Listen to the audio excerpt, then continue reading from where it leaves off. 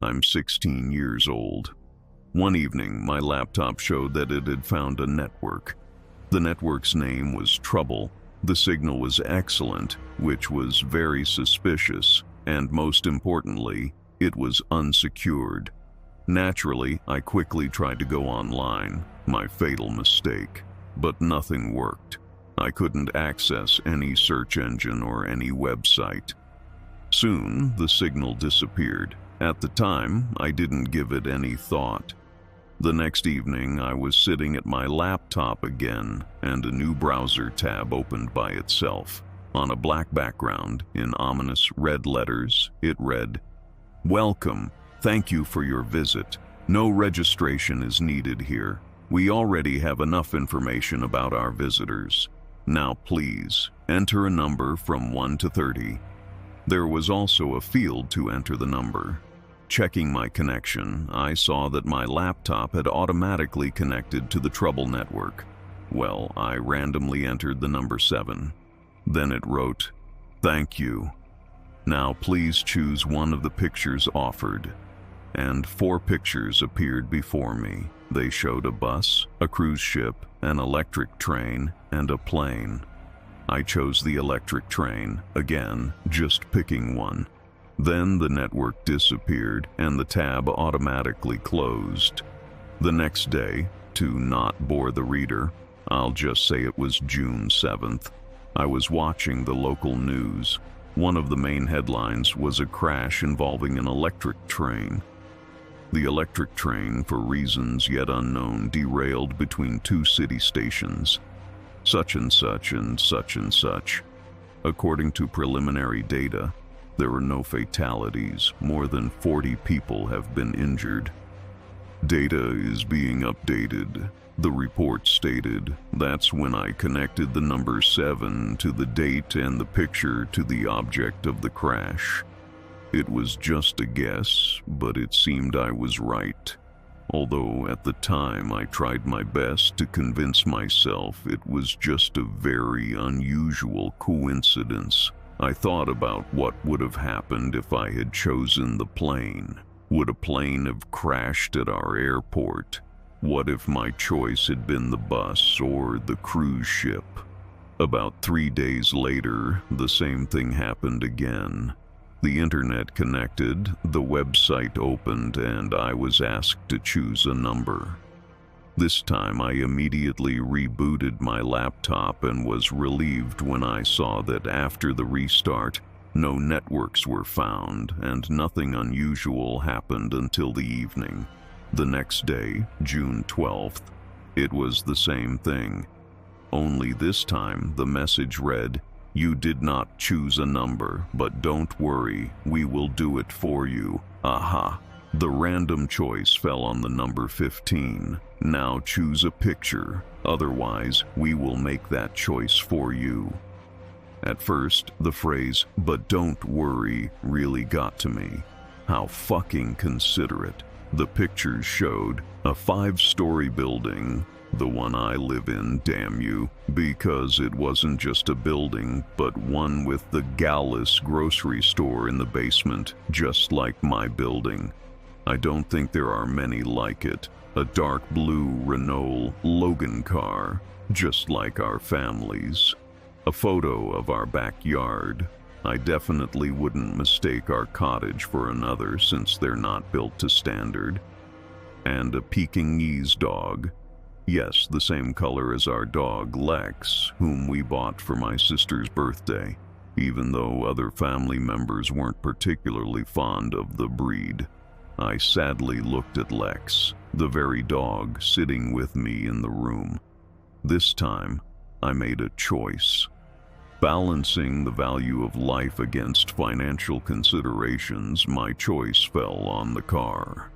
I tried to think logically, if that was even possible in this insane situation.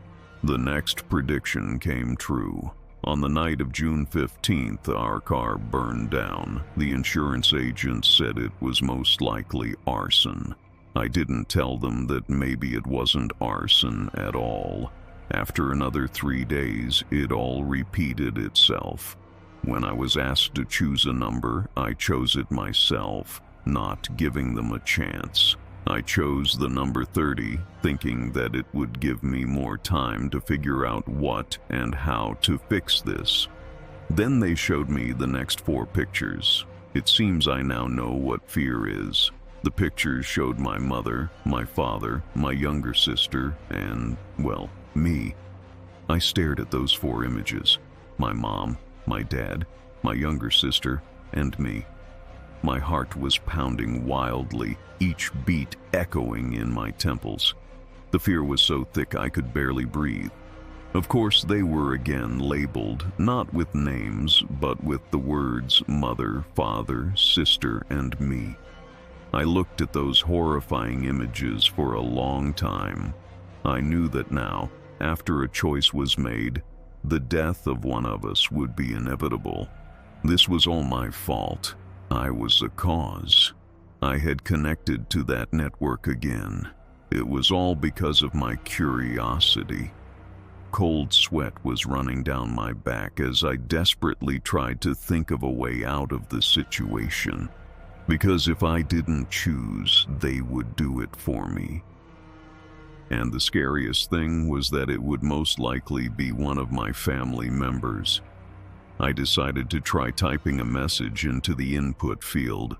I was going to write, "I am not choosing anyone. I know you want me to choose, but I won't. I know who you are." I actually didn't know who it was, but suddenly something clicked in my mind. I clicked the send button, then unplugged my laptop and closed it. I was calm. I knew what I was doing. I was ready for the trouble network to shut me down right then. But it didn't. I ran out of the room, picked up our dog Lex, woke up my parents and sister, and told them we had to go to my grandma's house immediately.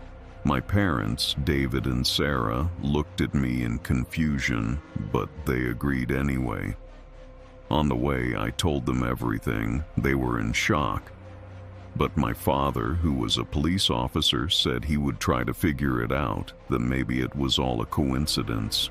I was sure it wasn't. We moved to my grandma Mary's house. My dad immediately went to the precinct to find some leads. He contacted the cybercrime department. Dad told them everything I had told him about trying to type a message. Detective Jackson said he needed my laptop for the investigation. I brought my laptop and gave it to him. After examining it, the detective said that this network was most likely created to steal our information, and that whoever did it wanted to mock us. But I knew that wasn't the case because I saw that he was choosing my relatives. I decided to go to the detective and told him that it was most likely someone we knew since they knew about me, my family, our car, and our dog. The detective listened to me and said that I had a walkie-talkie. I didn't understand what he was talking about and said I didn't have one. He showed me a microchip that he had found in my laptop. There was an emblem engraved on it. This emblem was from an old car company called Auto. The company had been shut down 5 years ago after its owner, my grandfather Thomas, passed away. My father, David, his son, had sold it and fortunately got a lot of money for it. But one of the company's employees, Mr. James, decided that he was entitled to a share of the company. He felt he had been unfairly cheated, and that became the seed of his fierce revenge. His son, Kevin, worked in information technology and helped him create the network. They wanted us to suffer as they had, but my father, who was very smart, already had a plan. He wanted them to think he was scared. My dad, David, went to James and told him he knew it was him. James was surprised, but then he smiled and said, "Yes, it's me. I wanted to get revenge on you. I wanted you to feel what it's like to have everything taken away from you." Dad replied, "But you didn't consider that I know everything about you. And you didn't know that I knew about your network and that I knew you wanted me to choose. But you didn't know what I chose. I chose you. And you know what I did." James was frightened and said, "What did you do?" My dad answered, "I deleted your network, and I made your walkie-talkie, which you installed in my laptop, go silent." James was in shock. He said it was impossible, but then he saw that my dad was holding his walkie-talkie. He smiled and said, "I know what you did, but I won't let you win." At that moment, James grabbed me, Jack, and I was scared. But at that moment, my dad said, "Don't touch my son. I know you want me to die, but you won't kill me. You won't kill my family. I know what you did." James was again surprised and said, "What did you do?" My dad replied, "I turned you in to the police." And at that moment, Detective Jackson appeared from around the corner, and James was arrested. He wasn't alone in this. His son, Kevin, was also detained for complicity in cybercrime. Now, James and Kevin will have to answer for their actions. My family was safe, and I realized that sometimes the best way to fight fear is to face it.